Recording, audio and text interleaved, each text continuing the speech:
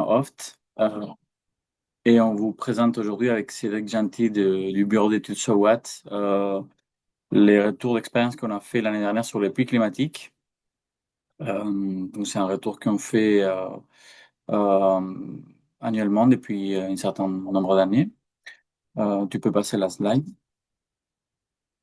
Ouais, pardon. Oui, merci. Voilà, donc c'est une étude qui est parue en 2026, en janvier, et qui porte sur les retours d'une dizaine de sites en PACA qui ont mis en œuvre cette technologie des pluies climatiques qui nous intéressait énormément parce que traite du sujet du confort d'été qui nous est cher, qui nous intéresse depuis très longtemps. Et à ce titre aussi, on a pu aussi développer d'autres livrables, d'autres retours sur la protection solaire, sur la diabétique aussi, sur le brasseur d'air, la ventilation naturelle. Donc voilà, c'est des sujets qu'on traite quotidiennement. Et également, on a aussi un volet sur la partie eau. Donc vous voyez aussi un petit, en bas à droite, un retour qu'on a fait sur les eaux de pluie et la désimperméabilisation. Voilà, tu peux passer la slide. Donc on a, comme chaque année, on fait appel à des bureaux d'études ou architectes ou paysagistes, voilà, pour nous aider et nous accompagner dans cette mission de retour expérience, comme ça a été le cas avec Cédric l'année dernière. Et cette année, on vient de lancer une appel d'offres pour les pompes à chaleur RO, plutôt en collectif et tertiaire euh, pour qualitatif, donc plutôt ressenti des usagers, confort, gestion et entretien, donc voilà, tous ces sujets. Euh, donc là, vous avez la date limite des candidatures, c'est le 7 avril. Et en parallèle aussi, on lance un Rex, comme ça j'en profite, sur l'eau aussi, sur la thématique de l'eau, sur la gestion et entretien des systèmes JF. Avec des solutions fondées sur la nature. Ça, comme ça, j'ai fini, c'est notre agenda.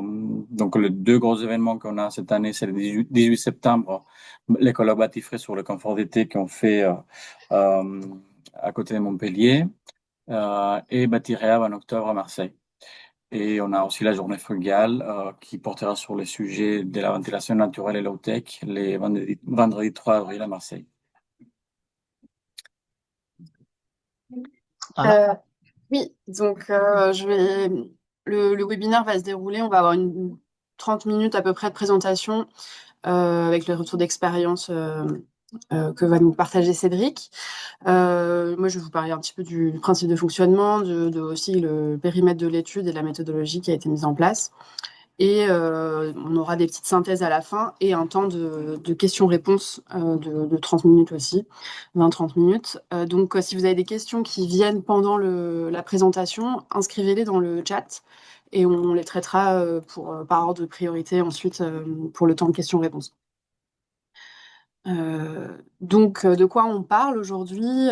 Les puits climatiques qui sont aussi appelés puits canadiens ou puits provençal. C'est donc un système qui permet de faire transiter de l'air dans un conduit enterré et donc d'apporter de l'air neuf, rafraîchi ou bien réchauffé selon la saison, à nos bâtiments. Donc là, nous, on s'y intéresse dans le cadre du confort d'été. Donc on va surtout parler d'air rafraîchi. Et en fait, cet air, il est rafraîchi naturellement par l'inertie du sol. Donc ce principe part du constat que la température du sol est très stable. Au cours de l'année, elle est entre 13 et 20 degrés, tandis que voilà, on peut avoir des écarts de température très forts à l'extérieur. Donc ça, c'est sous nos climats méditerranéens. Donc, le principe, c'est d'utiliser cette inertie du sol et cette capacité de rafraîchissement du sol pour apporter un air neuf rafraîchi qui va être relié ensuite à un système de ventilation, CTA ou autre dans le bâtiment. Donc là, voilà, je disais, puis on parle parfois de puits provençal, enfin, dans le cadre plutôt du confort d'été, ou de puits canadien dans le cadre du confort d'hiver. Le terme de puits climatique encadre les deux. Et là, on va plutôt se concentrer sur le confort d'été. C'est un système qui est donc assez simple dans sa conception, enfin dans sa, comment dire, voilà, il n'y a pas beaucoup de machinerie et c'est un système apparemment, enfin, première vue assez simple et très intéressant et qui est plutôt basé sur une approche passive. Mais sa performance peut varier beaucoup selon la conception de ce puits climatique et selon, voilà, là, vous voyez différentes configurations, donc des puits qui peuvent être soit en terre cuite, soit en PVC, en PEHD ou en fonte. Ils peuvent être plus ou moins enterrés à une profondeur plus ou moins grande.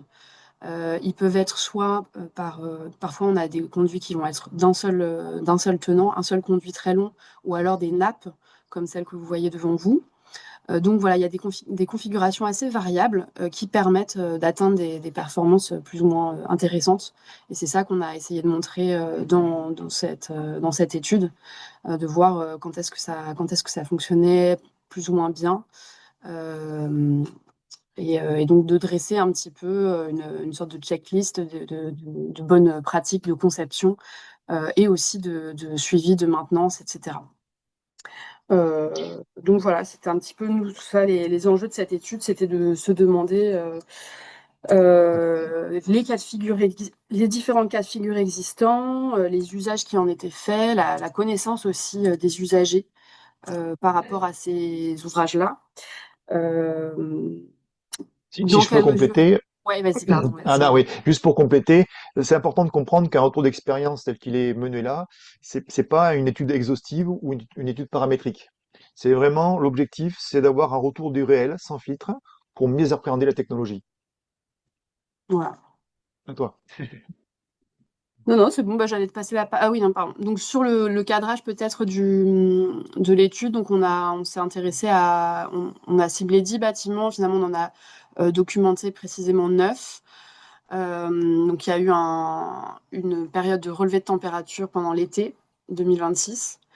Et puis ensuite, voilà, l'analyse des données par Cédric et la rédaction du rapport conjointement entre Cédric et nous, et la publication du rapport du coup en janvier 2026. Et donc pour info, il est donc imprimé et diffusé aussi sur nos différents événements. Donc voilà, si vous venez à des prochains événements, vous pourrez l'avoir en papier.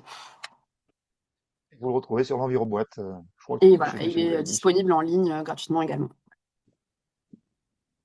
Voilà, aussi un petit aperçu des différents bâtiments qui ont été étudiés. On a essayé de cibler des bâtiments répartis sur le territoire PACA, avec des contextes climatiques plus ou moins différents, des programmes aussi différents. Donc on a de la maison individuelle, on a du musée, de la halle commerciale, des bureaux et 2 immeubles de logement collectif. Et je te passe la Donc la parole, Cédric. méthodologie, ouais, merci. Michel.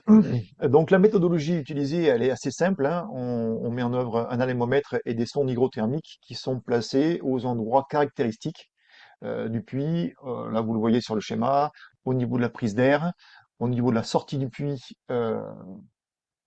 après ou pas le bypass, hein. Ça dépend de l'accessibilité des systèmes. Ensuite, en aval de la CTA ou de la VMC, suivant qu'on a ou pas une récupération de chaleur, et dans les pièces. Alors, la présentation elle s'articule autour d'une dizaine de retours d'expérience qu'on a isolés parce qu'ils nous paraissent intéressants euh, et assez structurants pour appréhender cette technologie. Le premier, c'est que le puits climatique n'est rien sans la ventilation, et donc il faut que la ventilation fonctionne correctement. Euh, Fonctionner correctement, ça veut dire que les filtres en amont, au niveau de la prise d'air, doivent être propres, entretenus. Ça a été plusieurs fois pas le cas, puisque en fait ces filtres sont très éloignés des locaux techniques. Donc il faut bien penser dans le carnet de maintenance des mainteneurs, de spécifier que les filtres au niveau des prises d'air, qui sont en général loin dans le terrain, sont à changer. Le deuxième point qui était assez critique, c'est le bypass.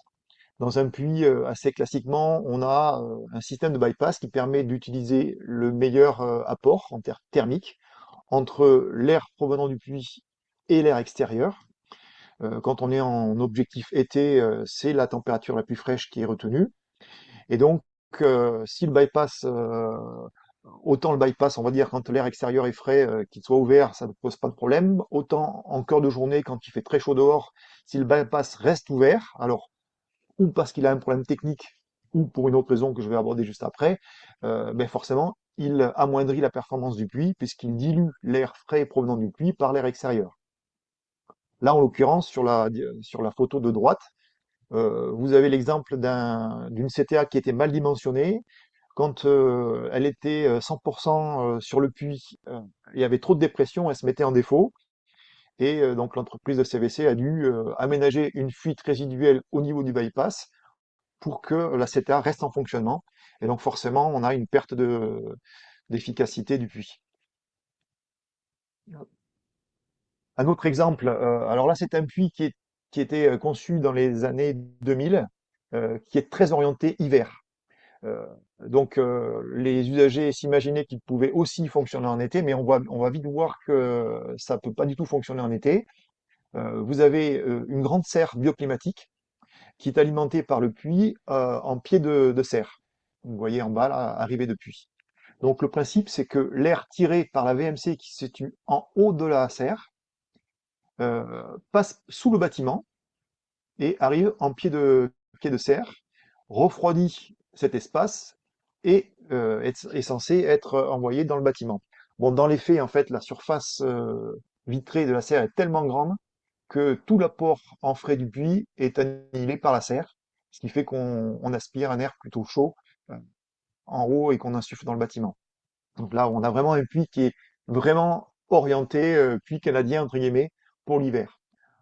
En plus de ça, vous aviez les entrées d'air qui font office de bypass qui étaient ouvertes tout l'été, donc celui-ci n'a eu aucun effet.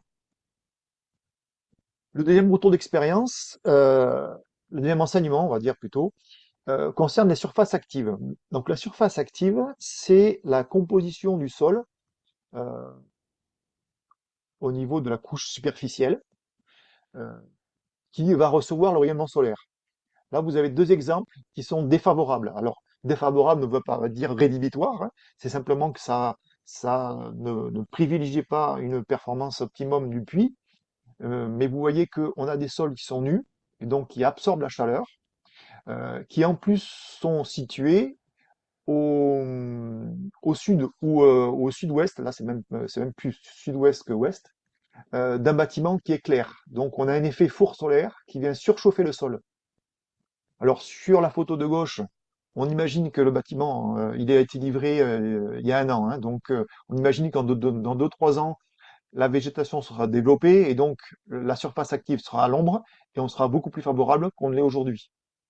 Mais aujourd'hui, le, le constat est celui-ci, c'est que en l'après-midi, quand l'air est le plus chaud, le rayonnement solaire tape contre la paroi blanche et vient surchauffer le sol.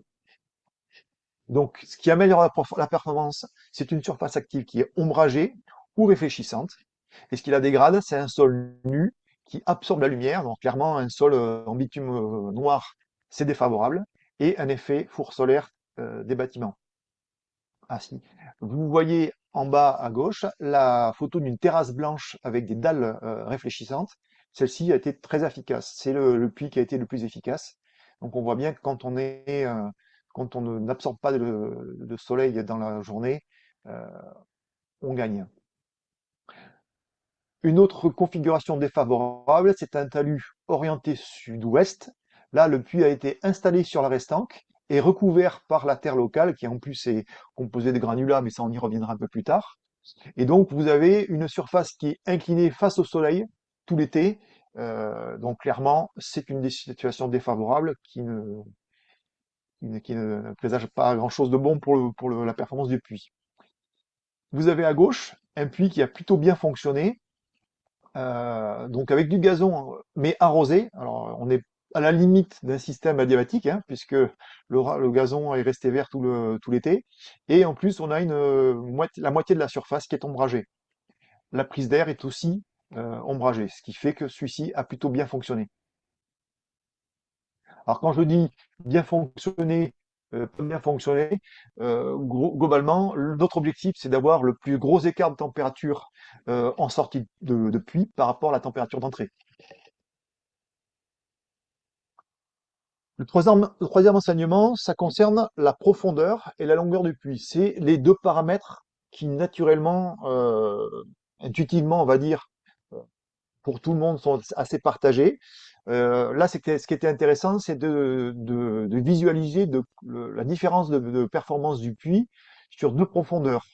En l'occurrence, on a un des puits qui était équipé de sondes dans le sol, une à 2 mètres, une à 3 mètres, parce qu'on avait deux nappes, une à 2 mètres, une à 3 mètres. Et vous voyez un écart de 4 degrés, qui est quand même assez conséquent, hein, sur le même site, encore une fois, euh, au niveau des températures de sol. Donc forcément, la nappe qui est à 3 mètres euh, capte beaucoup plus de frigories que celle qui est à 2 mètres.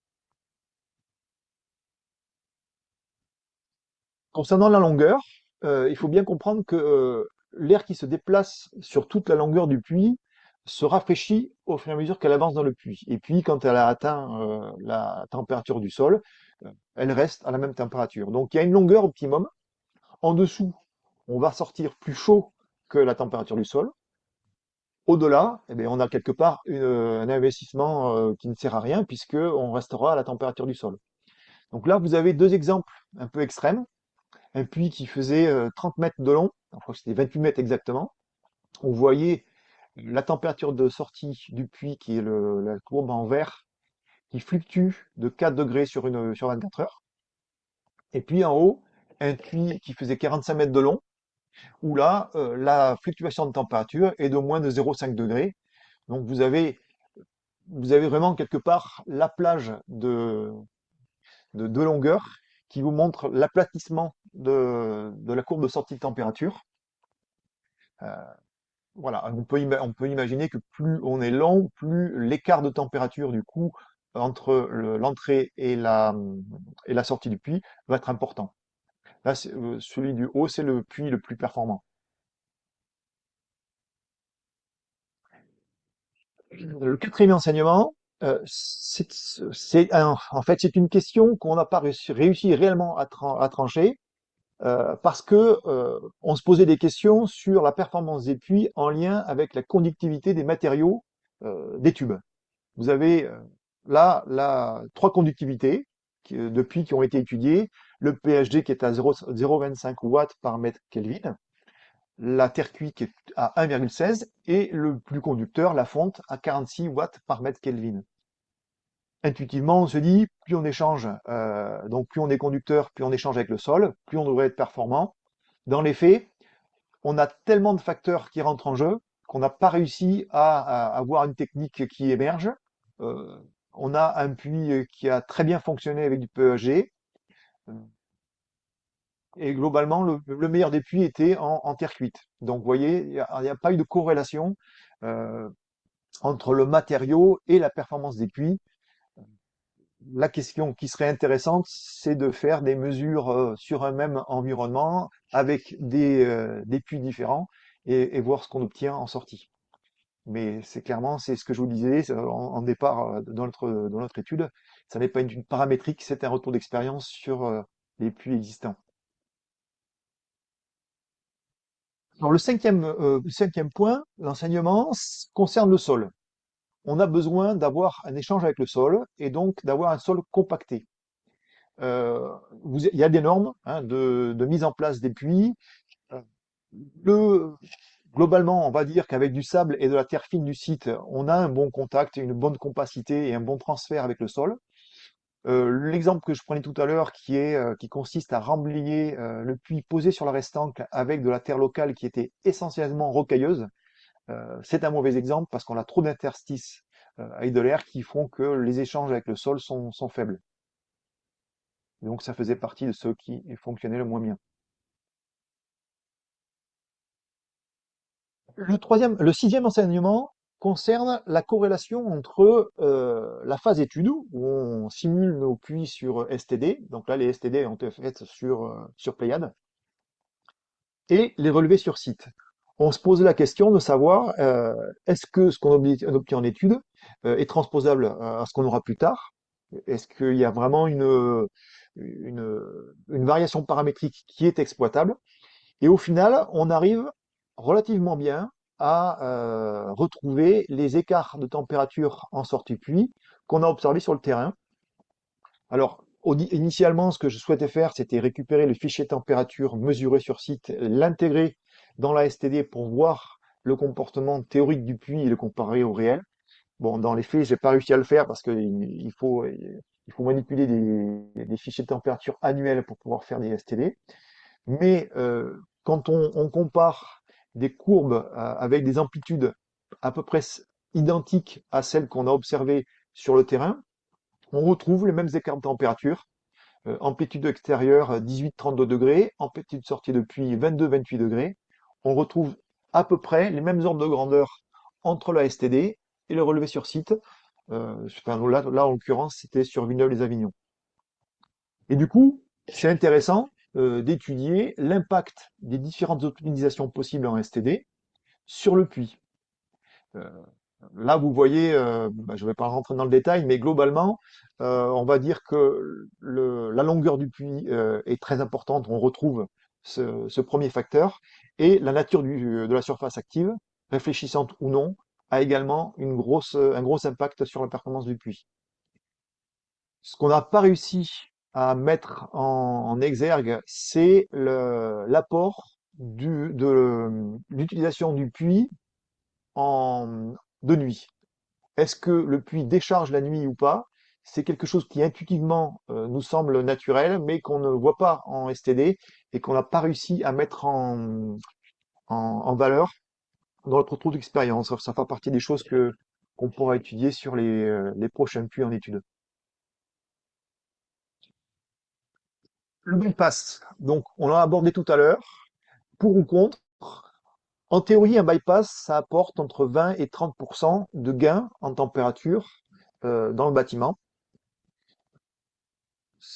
Dans la réalité, un bypass, c'est une source d'inquiétude, entre guillemets, entre des bypass qui sont pas complètement étanches et qui du coup perturbent la performance du puits quand on souhaite être 100% sur le puits, ceux qui sont mal paramétrés, qui s'ouvrent pas forcément au moment où on le souhaite, et, euh, et par ailleurs, un bypass bien paramétré va bloquer la décharge thermique du sol en été. Alors même si on se pose des questions sur son efficacité, voilà, il y a quand même des sujets sur ce point-là qui sont à éclaircir. Moi, globalement, sur l'ensemble des sites qui ont été étudiés, je ne suis pas convaincu que le bypass apporte tant que ça au regard des contraintes qu'il constitue. Alors, cette diapo-là, elle est intéressante parce qu'elle montre, elle synthétise la puissance maximum extractive du sol observée. Donc on était jusqu'à 150 watts par mètre carré de surface de tube. Ça c'est important, hein, c'est la surface d'échange avec le sol, hein. Et puis on peut descendre à zéro. Ce qui agit sur cette chaleur, sur cette puissance de rafraîchissement du sol, c'est un ensemble de paramètres. Alors, l'idéal, c'est quand tout est configuré à l'optimum. On avait un puits dans cette configuration-là. Et puis ensuite, eh ben, en fonction des projets, des contraintes des projets, on va descendre le rendement moyen. On a une moyenne à 100 watts par mètre carré. C'est intéressant de retenir cette valeur-là lorsque vous envisagez la mise en place d'un puits pour bien évaluer les puissances disponibles. Le rendement des puits, alors on étudie deux types de rendement. Un rendement de puits seul qui est la chaleur absorbée par le puits qui est mise en relation avec la consommation électrique liée à la perte de charge du puits.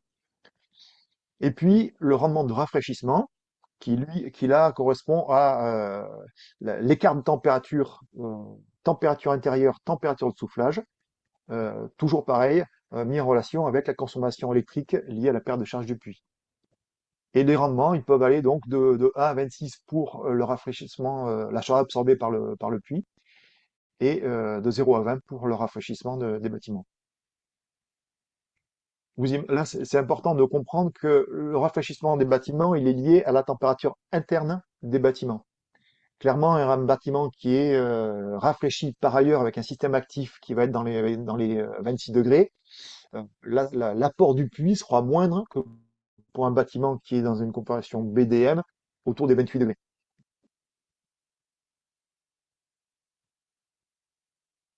On reste dans les ordres de grandeur, hein.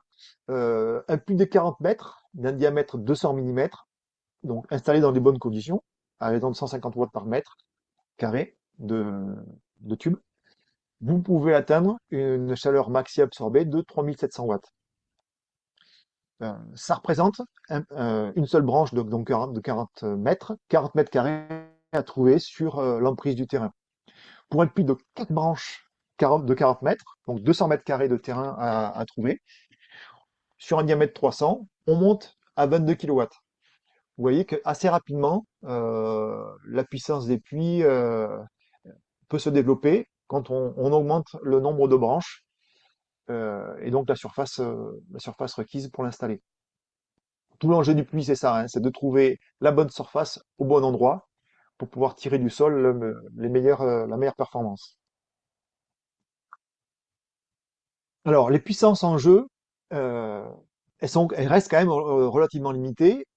En journée, en moyenne, on était sur du 800 watts en moyenne, hein, et 3200 watts en maxi. Finalement, c'est peut-être le maxi qui est le plus intéressant parce que ça correspond au moment où on a le plus besoin du puits. On est sur des températures extérieures extrêmes, les 35-37 degrés, et on cherche à absorber le plus possible de chaleur. Et donc, sur une maison individuelle qui était sur un seul tube en diamètre 150, on était autour de 3 kW. Et sur le centre médico-social euh, de Villeneuve-les-Avignon, on était sur du 17 kW avec 6 branches à 30 mètres.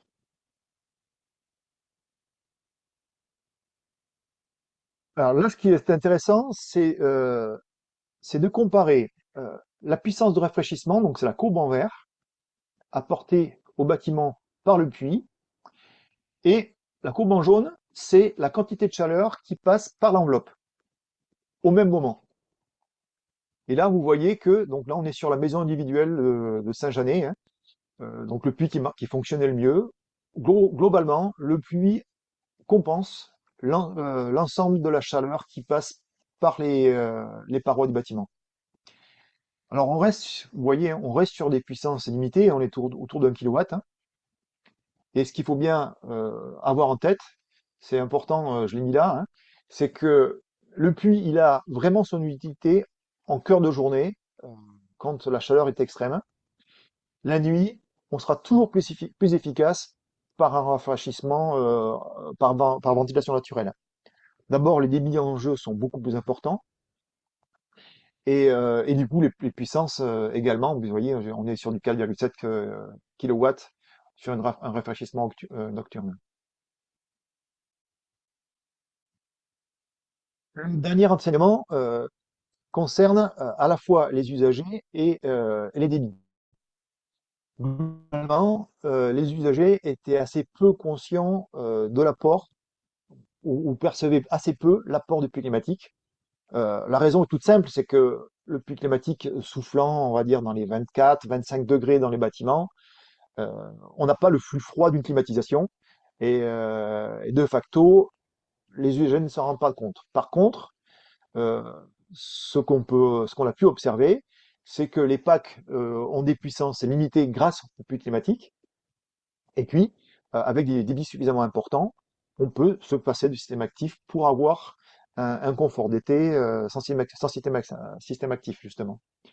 Globalement, on va dire qu'à partir de 1,5 volumeur, on commence à avoir un effet du puits climatique en termes de rafraîchissement intérieur. Et à partir de 3 volumeurs, on est vraiment sur des apports importants.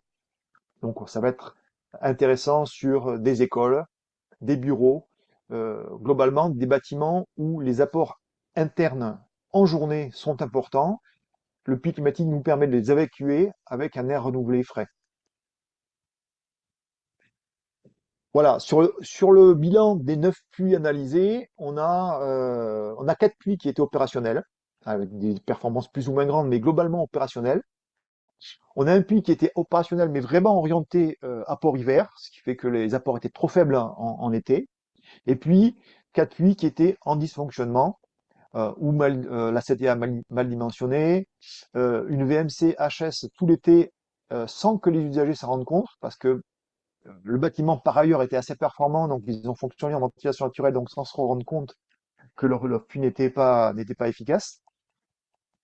Et puis donc la serre bioclimatique qui était vraiment configurée pour l'hiver, ça je vous en ai parlé tout à l'heure, et les bypass ouverts qui effacent l'effet des puits.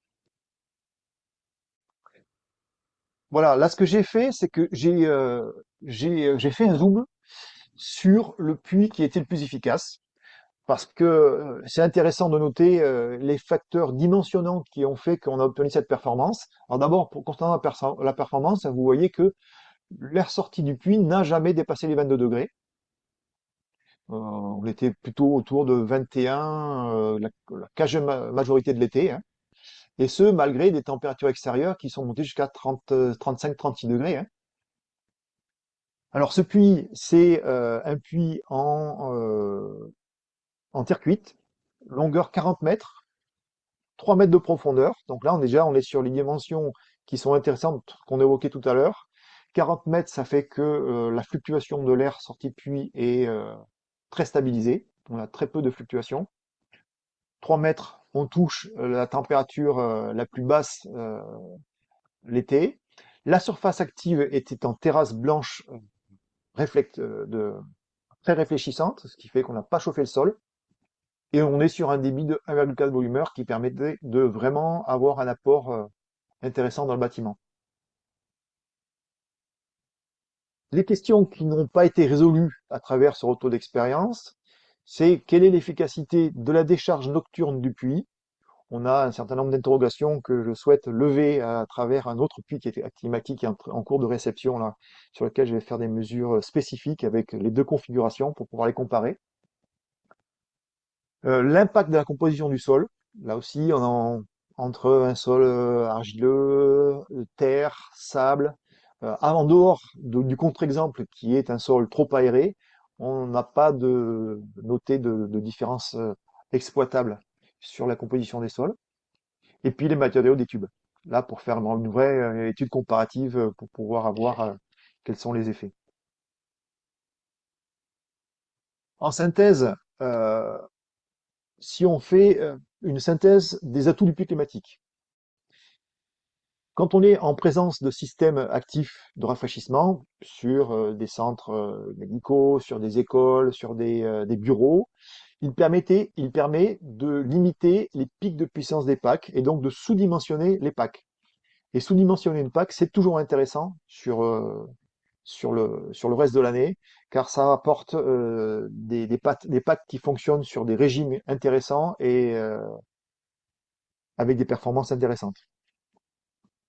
Euh, le puits climatique, il doit être vraiment associé à une enveloppe bioclimatique.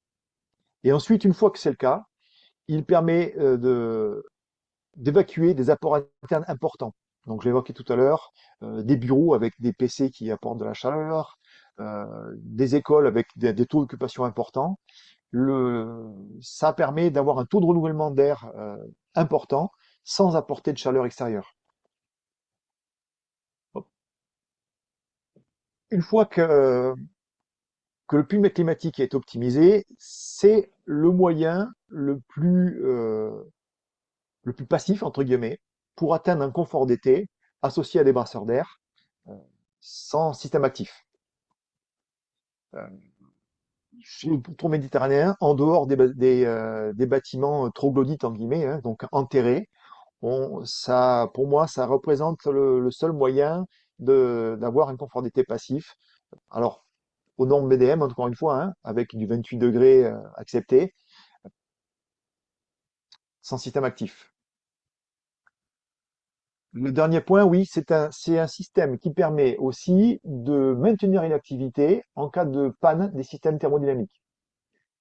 Quand on se place dans la taxonomie européenne, les notions de résilience vis-à-vis de systèmes de panne ou d'événements climatiques exceptionnels, dans ce type de réflexion, le puits climatique est une solution intéressante. Les limites du puits climatique, c'est important aussi de les avoir en tête pour ne pas être déçu. C'est pas une climatisation. Clairement, vous n'aurez pas de puissance de rafraîchissement comparable avec une climatisation. Les puissances en jeu sont relativement faibles, euh, mais fiables si la conception est bonne. Les apports du puits sont vite effacés par des mauvais usages, hein. Clairement, on ouvre les fenêtres, une conception bioclimatique avec beaucoup d'apports solaires font que de suite on perd assez rapidement les apports du puits. Et le dernier point, c'est que ça reste relativement cher. L'investissement, c'est entre 13 et 20 euros par mètre cubeur, hors VRD. Et quand vous faites le calcul, c'est compliqué d'amortir un puits climatique en termes de retour sur investissement. Je vais passer assez rapidement pour qu'on se garde un petit peu de questions sur la checklist. Ce qu'il faut bien comprendre, c'est que vous le verrez dans le fascicule qui est mis à disposition sur l'EnviroBoîte. Vous avez les bonnes pratiques qui sont synthétisées autour des 3 phases de la démarche BDM, phase conception, phase réalisation et phase usage. Et vous retrouvez tous les retours d'expérience qui ont été cités précédemment focalisés euh, sur chaque phase. Donc voilà, vous retrouvez en phase travaux avec les sujets à bien surveiller et en phase usage pour détecter les dysfonctionnements et optimiser le fonctionnement du puits. Voilà, je suis à peu près rentré dans le créneau qu'on s'était imparti. Oui. Place aux questions. Parfait, bon, on peut passer aux questions. On a noté, nous, de notre côté, une dizaine de questions.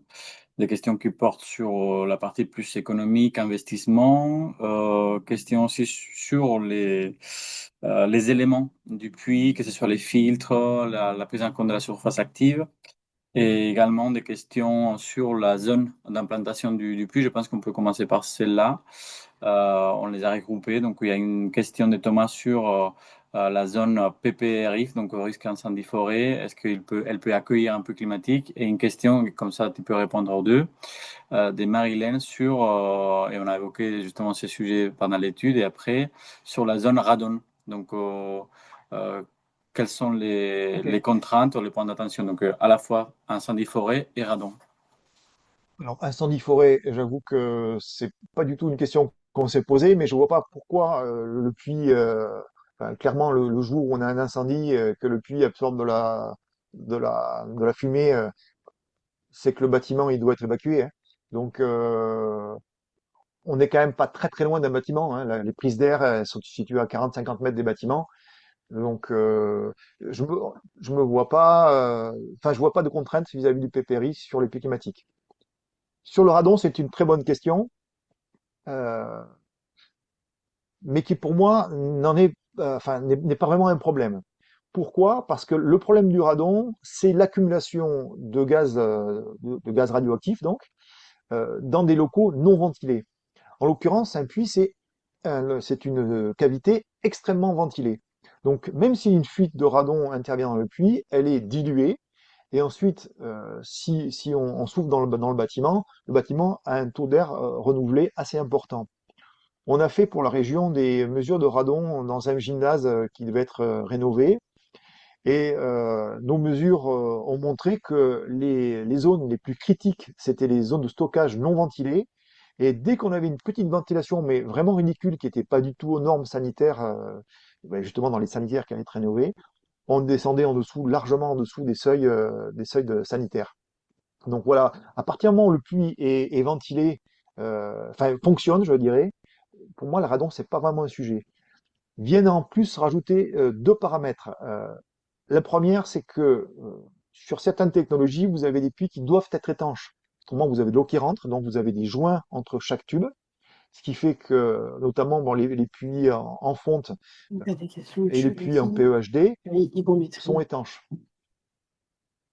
Euh, Deuxième et dernier point, si vraiment vous avez une inquiétude, notamment pour les puits en terre cuite qui, eux, sont poreux, vous pouvez non pas se baser sur une CTA qui aspire l'air passant par le puits, mais compenser la perte de charge du puits par une unité de soufflage qui soufflera dans le puits, donc il mettra le puits en surpression et qui donc compensera la perte de charge du puits pour être ensuite repris par la CTA dans le bâtiment. Donc ça double les systèmes de soufflage, de ventilation, mais ça permet de sécuriser si vraiment il y a une inquiétude sur cet aspect Bradon. Ok, merci Cédric. Ensuite, on a des questions plutôt sur la mise en œuvre et les équipements. Une question de Thomas, à quelle distance doit se trouver l'équipement de ventilation de la sortie du puits? Est-ce que ça reste recevable est-ce que ça reste valable si la CTA est en toiture? Et Alors puis vous, une deuxième question sur ah, pardon. les filtres. Je t'en donne deux comme ça, tu vas content. Sur les Ouais. filtres, est-ce que tu peux préciser les filtres utilisés et à quelle fréquence il faut les changer? J'ai précisé sur les filtres, je pense que cette question a été posée quand on voyait les photos de l'entrée du puits, pour l'entrée du puits. Oui.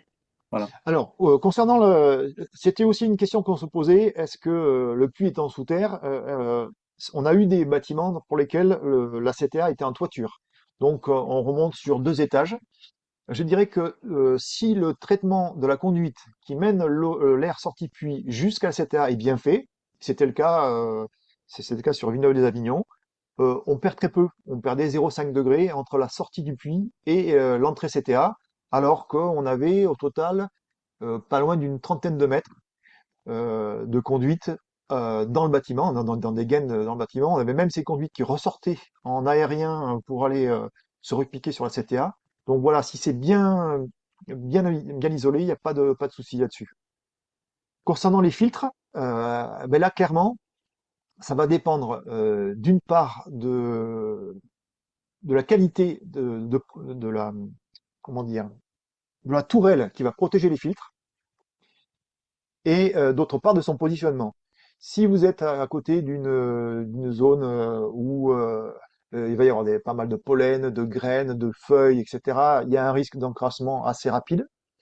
Si par contre vous êtes dans une cour intérieure plutôt protégée, ben, clairement l'encrassement sera plus faible. Je dirais qu'un minimum, c'est 2 fois par an de changement de filtre. C'est ce qu'on a, c'est ce qu'on avait sur Marseille, et les filtres étaient en bon état. Euh, 4 fois par an, si vraiment on a des zones particulières. On avait un des puits qui était à côté d'un champ. Clairement, si le champ est labouré pendant une période assez sèche et que le vent vient sur le puits, ben, forcément le puits va assez vite s'encrasser. Ce qui est important, ce que je disais au départ, c'est d'insister sur la qualité de la tourelle et de ses ventelles de protection. Euh, Certains puits avaient des filtres, à mon goût, trop exposés aux pluies battantes. Et là, le problème, c'est que les poussières accumulées avec de l'eau, ça vous fait un carton qui vous bloque le passage d'air. Donc, c'est important d'avoir des ventelles qui protègent, euh, qui protègent le filtre éventuellement des puits un peu inclinés qui pourraient venir le colmater.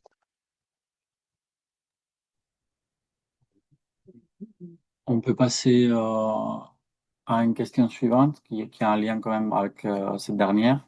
Il y a Nicolas qui pose la question sur les entrées d'air, comment elles sont conçues après passages par les puits. L'entrée d'air dans le bâtiment. Voilà, entrée d'air dans le bâtiment. Est-ce que tu peux détailler un petit peu plus à quoi ça Alors, ressemble? ouais, globalement, en fait, on a 2 métiers qui s'associent pour réaliser un puits. La partie externe, c'est plutôt du VRD, avec du savoir-faire de pose de tuyaux en extérieur, de gestion des pentes, etc. Ensuite, on pénètre sur le bâtiment, on va dire 50 centimètres, 1 mètre, et là, on passe sur un métier plutôt CVC. Euh, on change de matériau en général. Le puits de l'extérieur va être plutôt terre cuite, fonte ou PHD. Et à l'intérieur, on passe classiquement sur des gaines en galva, isolées. Et donc là, on est sur un métier plutôt CVC, assez classique finalement. Euh, Par extrapolation, ce que j'ai trouvé intéressant, ce sont les puits qui ont le mieux fonctionné, c'est quand l'entreprise qui, euh, qui a entre guillemets, vendu le puits était maître d'œuvre de l'ensemble.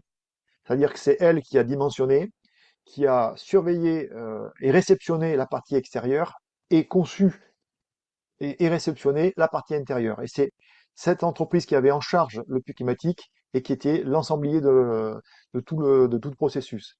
Quand on dissocie, quand on a la partie puits extérieur faite par un lot et la partie CVC intérieur par l'autre lot, on est un peu plus, c'est un peu moins maîtrisé, avec le risque de perte d'informations sur, typiquement là, la CTA qui a été mal dimensionnée, c'est parce que l'entreprise CVC a pas du tout pris conscience qu'il y avait un puits climatique. Elle a dimensionné comme si sa prise d'air était directement sur l'air extérieur. Et clairement, la perte de charge liée au puits a fait que la CTA est tombée en rade et il a fallu aménager une fuite d'air sur le bypass pour pouvoir la maintenir en fonctionnement.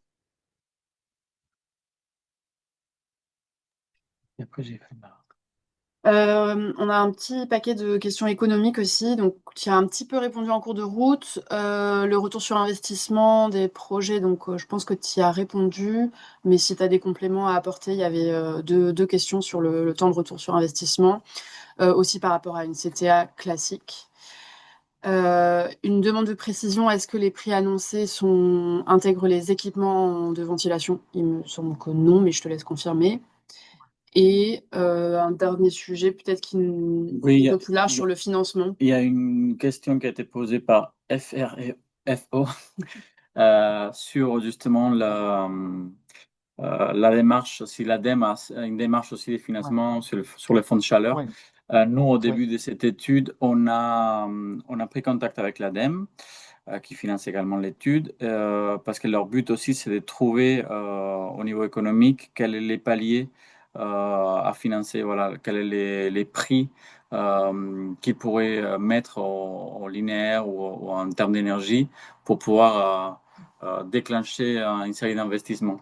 Donc, de notre côté, on a fait notre REX et je sais que l'ADEME, il démarre aussi également une autre consultation qui va être un peu plus longue, sur une campagne d'été et d'hiver. Donc, ça ira dans ce sens-là, justement pour pouvoir établir des fourchettes des prix et des paliers à financer.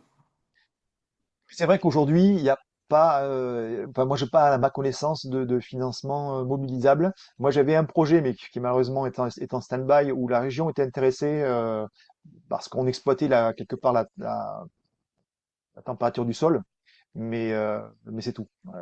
C'est à voir au cas par cas. Concernant l'aspect économique, donc les tarifs que j'ai annoncés tout à l'heure, entre 13 et 20 euros, grosso modo, la bonne valeur, c'est 16 euros du mètre cubeur. Ça ne concerne que la fourniture. Après, il faut rajouter le VRD et il faut rajouter effectivement éventuellement le surdimensionnement de la CTA ou de la VMC qui va venir tirer sur le puits, euh, et ainsi que tout le système de bypass s'il est choisi. Moi, j'ai fait un calcul de retour d'investissement sur un des projets là qui a été instrumenté l'été dernier pour un bypass, sachant que le bypass nous donnait entre 20 et 30% de gains énergétiques, et clairement, on n'arrivait pas à le rembourser, donc on est resté sur un système sans bypass. Je pense que voilà, la philosophie du puits, c'est, si vous voulez que ça fonctionne bien, c'est faire le plus simple possible, et, euh, et partant de là, voilà, les coûts sont quand même relativement élevés. Quand je dis 13 à 20 euros par mètre cubeur, globalement, c'est toute technologie confondue parce que finalement, on est assez cher sur des gros tubes, mais on passe beaucoup plus de mètres cubeurs et l'un dans l'autre, on était assez comparables sur les différentes techniques. Même si c'est- Peut-être pour donner quelques exemples concrets, on a des coûts d'installation, on a collecté quelques coûts d'installation. Pour une maison individuelle, donc la numéro 5 là, qu'on a montré, on était à 8 000 euros, 8 200 euros de coût d'installation, donc hors terrassement. Pour l'espace muséal numéro 1, on était à 25 000 euros, donc pour une surface de 460 mètres carrés intérieurs. Voilà, deux ordres de grandeur. Pour un immeuble de bureau de 570 mètres carrés, on était à autour de 35 000 euros. Mais vous retrouvez ces données dans le guide. Il y a un petit tableau avec des chiffres. Euh, On peut enchaîner peut-être sur des questions plutôt liées à la qualité d'air ou en tout cas à la composition de l'air. Alors j'enchaîne avec trois questions. Cédric, 25 pose la question, est-ce que les rafraîchissements ne génèrent pas une augmentation d'hygrométrie?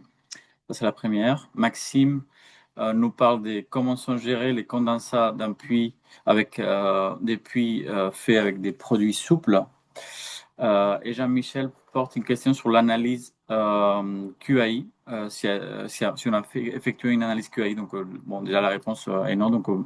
notre étude ne s'est pas focalisée sur ces critères. Alors oui, il y a pas mal de sujets intéressants. Alors l'hygrométrie, effectivement, on se posait pas mal de questions sur la condensation dans les puits. Alors déjà, il faut bien voir que la campagne n'importait que sur l'été. Et dans cette période-là, dans aucun des puits, je n'ai eu les conditions d'un point de condensation. La condensation, ça va plutôt se situer sur l'intersaison. Et mais ceci dit, ça reste un sujet, hein. Donc là, il y a plusieurs philosophies. Euh, le plus simple, on va dire entre guillemets, c'est la terre cuite. Donc le fournisseur garantit, enfin garantit, c'est son discours en fait, que le puits absorbe l'humidité et quelque part rééquilibre dans le temps quand l'air est plus sec. Et donc il n'y a pas de gestion de condensat particulière avec le puits en terre cuite. Tous les autres sont sur des matériaux donc qui n'absorbent pas du tout. Et donc là, on doit avoir une gestion de pente. Donc effectivement, avec des tuyaux souples, il faut faire attention à ce que le terrassement soit en pente pour pouvoir avoir un point bas de collecte, hein.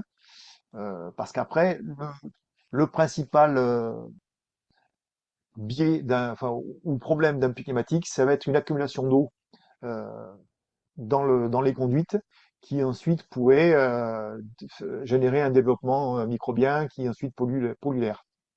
De ce point de vue-là, alors nous, on n'a pas fait d'analyse QAI, effectivement, mais Elixir en a fait une à la demande d'un organisme, hein, et à partir du moment où tout est respecté en termes de pente, en termes de gestion des condensats, qui peuvent être d'ailleurs côté entrée ou côté sortie, mieux vaut le mettre côté sortie pour que l'écoulement des condensats soit dans le même sens que le flux d'air, hein, puisque ça aide à pousser les condensats jusqu'au puisard. Mais globalement, voilà, c'est un sujet qui s'évacue assez facilement. Je pense que pour notre région, hein, la région PACA, et notamment l'arc méditerranéen où on est relativement chaud et sec, euh, c'est un sujet qui est assez peu stratégique. Moi, je me posais plutôt la question, est-ce qu'on peut récupérer les condensats en été pour arroser pour avoir une source d'eau quelque part à un moment où on en manque? Clairement, c'est pas le cas. Ok, merci. Alors, l'exercice n'est pas fini. Il y a pas mal de questions. Merci à tout le monde pour la participation. Donc, deux questions de Thomas sur plutôt les performances. Est-ce que tu as des données sur l'impact de la perte de charge supplémentaire sur la SFP, donc puissance spécifique ventilateur, de la ventilation? Et la deuxième, c'est le pourcentage. Est-ce qu'on sait un peu estimer le pourcentage de réduction de la puissance de la PAC? Quand tu disais que ça nous permettait de faire des économies de puissance, est-ce que tu as un ordre de grandeur à donner? Alors, ouais, alors là, je l'ai pas retiré parce qu'en fait, cet enseignement-là, moi, je l'ai parce que je suis en train de faire un projet avec un gros puits climatique, hein. On a 14 branches de diamètre 300 et le bureau d'études, j'ai travaillé de concert avec le bureau d'études fluide qui m'a confirmé qu'ils avaient abaissé. Alors, de combien? Alors, il aurait fallu que je l'ai pour aujourd'hui, je l'ai pas. Euh, mais globalement, ouais, ils ont sous-dimensionné leur pack pour pouvoir, euh, enfin, lors de la conception. Ce qui est intéressant, c'est le site de Villeneuve-les-Avignon, hein, qui est un BDO or, qui est refroidi avec juste une batterie froide en sortie de CTA. Il n'y a pas de traitement thermique dans les locaux. Et clairement, grâce à l'association batterie froide plus pluie, on arrive à avoir un 26 degrés maximum pendant l'occupation dans le bâtiment, alors qu'on avait des températures extérieures qui étaient assez sévères, hein. Et je reste convaincu que sans pluie, la batterie froide aurait été un petit peu à la limite. Donc là, vraiment, on a associé deux systèmes qui permettent de maintenir une bonne performance du bâtiment. Bon, après, c'est aussi un bâtiment qui est BDO or, donc bien protégé au niveau solaire, bien isolé. Il y a quand même, par ailleurs, d'autres problématiques qui ont été très bien traitées, ce qui font que le bâtiment, il est performant. Mais non, j'ai pas de SFP spécifique. Moi, j'ai le tableau que j'ai fait. J'ai calculé systématiquement la perte de charge liée au débit dans le diamètre considéré, et je l'ai considéré en valeur absolue, puisque c'est la valeur qui m'intéressait. Mais je l'ai pas comparé avec la puissance de. C'est vrai que j'aurais pu le faire, hein. Je l'ai pas comparé avec la puissance du ventilateur pour voir quelle était la dégradation en performance du ventilateur. Alors on a Jean-Baptiste qui lève la main, donc on va te laisser prendre la parole directement. Tu peux activer ton micro, Jean-Baptiste, normalement, si tu souhaitais prendre la parole. Là, on enchaîne On peut avec le faire. d'autres questions parce qu'on en a plein. Bon, on pourra revenir peut-être après. Faut que vous donniez l'autorisation, je crois, pour qu'il puisse Ouais, bah, parler, non? normalement, Il y a c'est. pas- Euh, on peut continuer peut-être. Il y avait une remarque de Maxime sur les volumeurs pour la maison individuelle. Il posait la Oui, question parce que c'est des volumeurs à 1,4 volumeur qui est plus important que du débit réglementaire et que cela semble être c'est également une des clés des performances. Donc ça, on avait parlé également lors de l'étude. complètement, complètement. Un débit réglementaire hygiénique, on est autour des 0,4 grand maximum 0,5 volume. Donc là, on voit bien qu'effectivement, pour avoir un aspect thermique intéressant, il faut monter en termes de débit. Si on se contente, c'est vrai que je l'ai pas trop insisté là-dessus, mais si on se contente de mettre un puits raccordé à une VMC hygiénique, simple, on n'aura quasiment aucun effet du puits. Il faut avoir des débits Volume. importants voilà, pour faire un traitement thermique du, du bâtiment. C'est pour ça que c'est intéressant de se pencher sur les écoles où on est en général sur des débits autour de 3 volumeurs. Euh, des bureaux, il faut aussi aller un peu au-delà de ce qui se fait en classique. Sur les bureaux, en général, on est plutôt autour de 1 volumeur. Donc il faut pousser les débits.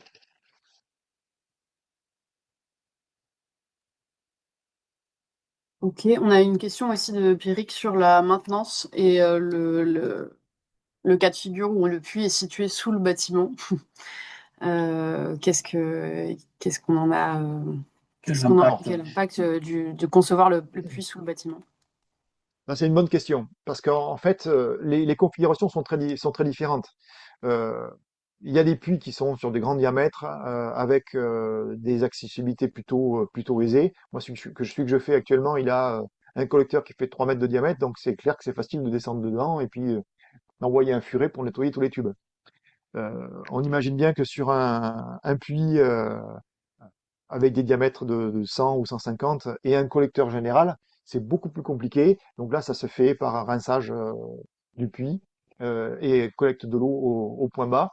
Mais c'est quand même un sujet qui est assez peu développé aujourd'hui. Bon, après, est-ce que ouais, j'ai pas vraiment d'informations là-dessus. Il faudrait poser la question aux fabricants, pour le coup, parce que chacun a ses spécificités. Et comme je disais, plus le diamètre sont gros, plus on peut envisager un nettoyage assez simple. Quand on a des collecteurs avec des branches qui partent en perpendiculaire, ça me paraît plus compliqué. C'est vrai que c'est un sujet qui nous intéresse énormément, qu'on a traité systématiquement dans chaque REX, mais pas forcément avec un niveau de détail très approfondi. Mais on va les prendre en compte justement sur les prochains REX, pour les prochains Ouais. sujets, notamment sur l'eau, c'est sur la gestion et la maintenance des systèmes fondés sur la nature, mais également on fera aussi sur des équipements plus techniques. J'enchaîne sur une question sur les logiciels de simulation. Est-ce que la saisie d'inputs climatiques sur les logiciels RE est-elle bien prise en compte d'une façon favorable ou défavorable? Ça, on répond un peu à la fin du REX. Donc, il y a eu des simulations Oui, non, climatiques parce que faites. moi mes réponses, toutes les simulations ont été faites en STD. Elles ont pas été faites sur un calcul RE. Donc, j'ai pas de, il faudrait que je vois sur le, non, j'ai pas, en tout cas, dans ce Rex-là, j'ai pas fait de comparatif, avec et sans pluie sur un calcul RE. Ce serait intéressant d'avoir ce retour. Ok, Moi, je me suis et concentré sur la simulation thermodynamique. une dernière question de Roland sur l'ensoleillement et l'albédo de la surface active. Est-ce que tu peux confirmer, enfin préciser si la question de la surface est seulement au niveau de la prise d'air ou si c'était aussi au niveau des conduits enterrés, au-dessus des conduits enterrés? Ah non, là, quand je parle de la surface active, je parle de la surface de sol qui est au-dessus de la nappe enterrée. Donc effectivement, quand on a, dans l'exemple tout à l'heure là, que je prenais, tac, tac, tac, voilà, hop, quand je disais un puits de 4 branches de 40 mètres, c'est 200 mètres carrés de surface active. C'est à ce niveau-là que le sol enfin, s'il est réfléchissant, en tout cas, on est très favorable. S'il est en bitume noir, on est très défavorable. Voilà. Et puis entre les deux, on va avoir un sol ombragé par des buissons ou sous des arbres ou au nord d'un bâtiment. Clairement, un puits qui est au nord du bâtiment pour l'été est intéressant. Pour l'hiver, ça le sera probablement un petit peu moins. Donc, ce sont des choses voilà, qu'il faut apprendre au moment de la conception de les stratégies de positionnement de la zone d'implantation du puits.